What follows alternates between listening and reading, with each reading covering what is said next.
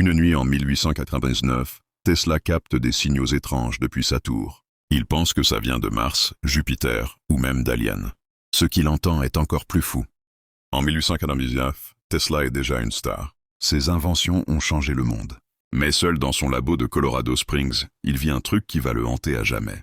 Un mystère qu'il n'a jamais pu expliquer. Il monte une expérience géante, envoyer de l'électricité dans l'air sans fil. Son labo qui est l'émetteur le plus puissant du monde. Il pouvait capter les plus petits signaux. Une nuit, il détecte l'impossible. Son matériel chope un pattern. Comme si quelqu'un comptait. 1, 2, 3. Pas du bruit.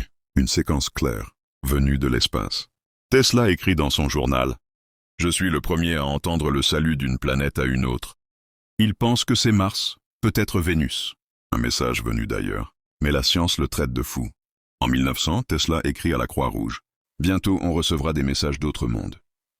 Il veut répondre 4 pour continuer le jeu. Les scientifiques le disent délirant. Jusqu'à 97 ans plus tard. Choc en 1996.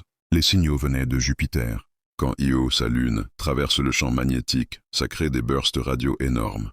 Tesla fut le premier humain à capter un signal d'une autre planète. Avec du matos artisanal, il capte Jupiter en 1899. La NASA ne confirmera ses émissions radio qu'en 1955. En 2003, des chercheurs recréent son matos. Résultat, les bips collaient parfaitement aux signaux de Jupiter. Mais pourquoi un pattern de comptage?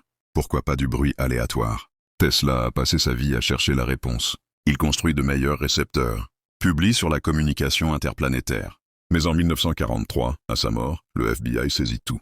Il a peut-être inventé l'astronomie radio. Aujourd'hui, SETI utilise encore ces méthodes.